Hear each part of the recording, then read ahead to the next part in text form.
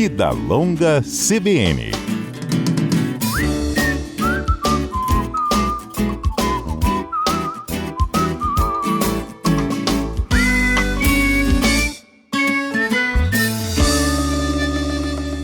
O cuidado com a saúde começa muito antes do nascimento. A ciência já mostra que a longevidade pode começar ainda no útero. E o pré-natal, gente, é uma das ferramentas mais importantes para garantir não apenas uma gestação segura, mas também um futuro mais saudável para a mãe e também para o bebê. Para falar sobre isso, eu converso agora com o médico mestre em obstetrícia pela Escola Paulista de Medicina, professor de ginecologia e obstetrícia da EMESCAM e coordenador do setor de obstetrícia da Santa Casa de Misericórdia, Dr. Márcio Almeida. Dr. Márcio, seja muito bem-vindo ao Vida Longa CBN. Bom dia para você. Bom dia, Juliana. É um prazer estar falando com você, com o público seu aí. Doutor, quando a gente fala em pré-natal, ainda há quem pense que é apenas aquelas consultas de rotina, né? Mas qual que é de fato a importância do pré-natal para a saúde da mãe e também para o bebê? Justamente as consultas de rotina, né? Com essas consultas de rotina, é que você prevê algumas doenças, pode tratar antecipadamente alguma coisa, e evitar que outras aconteçam. Hoje, por exemplo, uma das doenças que mais mata em obstetrícia é a pré-eclâmpsia. E a gente tem ferramentas de diagnósticos prévios à ocorrência da doença, que com medicações, por exemplo, o uso do AS infantil, quando diagnosticado lá com 11, 12, 13 semanas, a possibilidade dela ter pré-eclâmpsia, a gente já consegue, com o uso de algumas medicações, melhorar muito a ocorrência ou a gravidade dessas doenças. Então, assim, hoje é inconcebível na maternidade uma paciente, uma mulher grávida, não fazer o seu pré-natal e, com certeza, evitar que ela tenha muitos problemas evitáveis, né? Repetindo a palavra. A gente consegue destacar, por exemplo, o número de consultas que são consideradas essenciais ao longo da gestação? O Ministério da Saúde fala em 6. Eu, sinceramente, acho que tem que ser uma por mês, né? Um número muito interessante, é uma consulta por mês.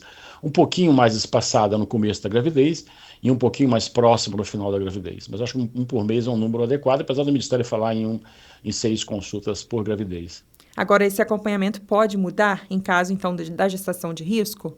Com certeza, a gestão de risco ela demanda até consultas semanais, dependendo da situação. As diabéticas, as hipertensas graves, elas demandam consultas semanais. Eu faço ambulatório de alto risco na Promate, no Serviço da Santa Casa, e a gente tem muitas pacientes de risco lá que precisam de demandas semanais, às vezes até com menos de uma semana para estar olhando essas pacientes.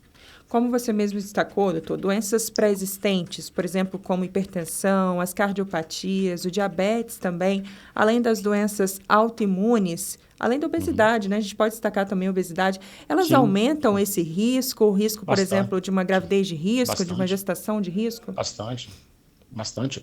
As maiores causas de morte que a gente tem em obstetrícia são hemorragias, que às vezes não tem como se prever, né? Algumas até têm, outras não.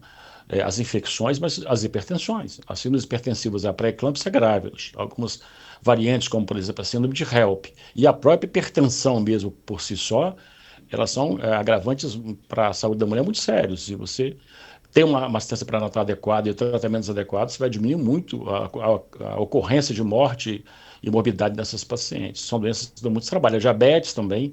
A diabetes também nós temos muita morte fetal. Os fetos diabéticos morrem com mais frequência, né, do que os outros fetos, então tem que ter um cuidado muito mais de perto para esse tipo de paciente. Eu destacaria as hipertensas e diabetes, que tem muito a ver com a obesidade, né, como as doenças mais ocorrentes que a gente pega no pré-natal de alto risco lá na escola. Agora, a diabetes antes da gestação, até uma dúvida, é diferente da gestação, da diabetes gestacional? As pacientes que já chegam diabéticas, elas costumam ser diabéticas mais graves, mais complicadas. Mas a doença em si é praticamente a mesma. Tem algumas pacientes que já chegam diabetes, com uso de insulina em altas doses, etc. Essas costumam dar um pouco mais de trabalho para a gente. Mas nós temos diabética gestacional, que também dá muito trabalho para a gente. Então, eu diria para você que as pacientes que já são diabéticas, elas dão mais trabalho para a gente do que aquelas que adquirem a diabetes apenas na gravidez. Agora, voltando na hipertensão, uma mulher hipertensa, ela pode ter parto normal? Pode, pode. A via de parto não depende disso. Se ela estiver bem equilibrada a pressão dela, a gente consegue acompanhar, equilibrar com medicamentos, ela pode ter parto normal. Isso é frequente, inclusive, que tenha. Diferente da paciente que chega completamente descompensada, né? Isso acaba virando mais cesariana, essas pacientes muito descompensadas com pressão muito alta. Mas aquelas que estão tratadas e equilibradas, a gente costuma sim deixar a parte da CV baixa, via normal, não tem problema nenhum. A obesidade também é outro fator que chama atenção, né, doutor? É um Ela fator de risco no impacta. Brasil muito, sabe? No Brasil, bastante obesos a gente tem no Sim. ambulatório lá, que leva a diabetes também e hipertensão, né? E aí pode impactar também na saúde do bebê, né?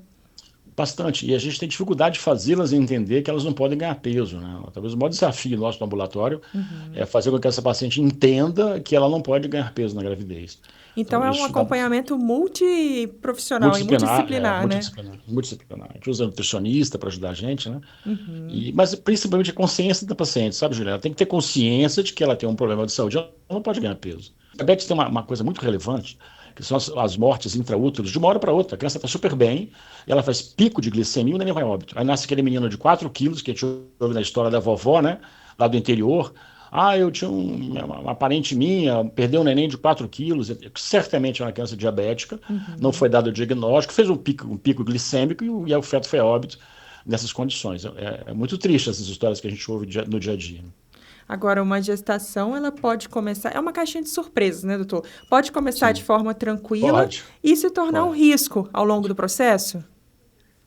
Mas hoje, Juliana, foi o que eu te falei, se você faz, por exemplo, um Doppler de 11 a 13 semanas, e você tem alterações na artéria umbilical e no ducto venoso, você consegue prever que ela vai ter uma pré-eclâmpsia. Então, por isso que eu te falo, a importância do pré-natal justamente é essa. Você pode prever algumas doenças, como a diabetes, por exemplo. Você faz aquele exame da glicose de teste de tolerância, que a gente chama, as mulheres não gostam muito daquele exame que faz, toma uma coisa doce, né? Ali eu fico sabendo se ela vai ter uma diabetes gestacional. E eu consigo trabalhar esse fator. Então, no pré-natal, que você consegue identificar essas patologias e evitar, ou pelo menos minimizar muitas mortes maternas e as mortes fetais. Outros diagnósticos, fetos mal formados, né, que também a gente consegue trabalhar bastante bem isso. Então, esses exames de imagem também são grandes aliados nesse Muito, processo ali da gestação. muito, Como que é a muito. realidade hoje, doutor? Claro, se você sentir à vontade para falar também, como que é Claro que esse posso. processo hoje na rede pública, por exemplo, no SUS? Uma gestante consegue ter esse acompanhamento? Alguns hospitais têm sim, as pacientes ambulatoriais têm mais dificuldade. Então, se os pacientes vão para o hospital, os hospitais de referências de alto risco, consegue sim. Mas a rede ambulatorial é mais complicado, até consegue, mas com alguma dificuldade de fazer no tempo correto os exames de imagem, elas acabam muitas delas pagando para fazer esses exames. Agora, a gente entrando aqui na longevidade, é possível a gente afirmar que a longevidade ela começa no útero? Com certeza absoluta. Se você nasce uma criança com menos problema, já começa a sua idade da infância com menos problema, vai ter um adulto mais sadio. Então, quanto menos patologias, como por exemplo as hipóxias de parto, onde eu vou ter crianças com dificuldades, né, locomotoras, cognitivas, né?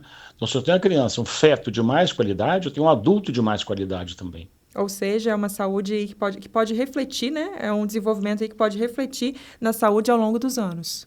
Você falou uma frase muito interessante, a vida da pessoa começa dentro do útero. Vou até usar nas minhas aulas, foi que eu gostei da sua frase, Juliana. Pois é, doutor. E ainda falando sobre longevidade, a gente também relaciona aqui com a questão da saúde emocional, né, da mãe. Também faz parte do pré-natal esse cuidado? Olha, faz sim.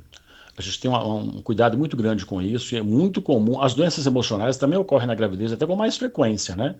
E a gente tem muitas pacientes com depressão, pacientes até com problemas mais profundos, né, do ponto de vista emocional e até psiquiátrico, mas a depressão ocorre muito na gravidez, a insegurança do parto, se eu vou ter condição de cuidar dessa criança, essa segurança que a paciente tem também leva a quadros que dão trabalho para a gente, né? São medicáveis, a gente acompanha, etc., mas isso tem aumentado bastante, com a modernidade tem aumentado bastante.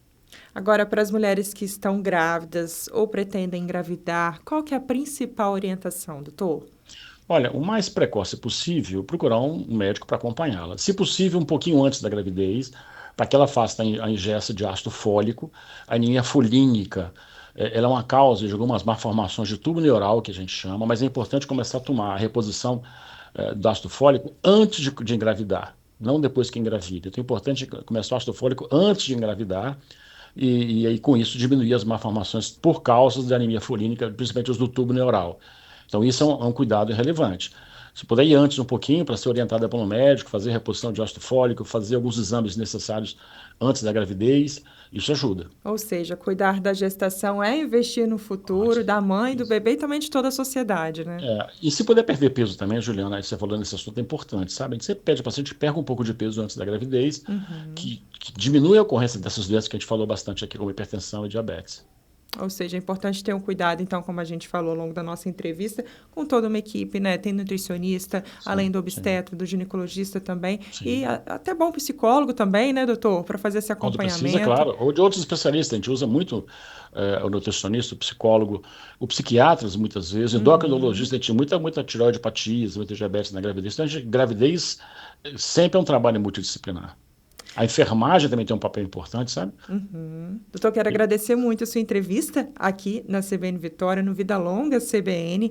Essa entrevista também estará disponível no nosso site, caso os ouvintes não conseguiram ouvir com a entrevista completa ou querem também escutar novamente, compartilhar. Essa entrevista estará disponível no cbnvitoria.com.br, também nas nossas plataformas, no Spotify e também no YouTube. Doutor, obrigada pela entrevista. E eu que agradeço, Juliana, fica à disposição. Tá joia, doutor. Você ouviu agora? Dr. Márcio Almeida, ele é ginecologista, obstetra, reforçando por aqui, médico, mestre em obstetrícia pela Escola Paulista de Medicina, professor de ginecologia e obstetrícia da EMESCAM e coordenador do setor de obstetrícia da Santa Casa de Misericórdia de Vitória.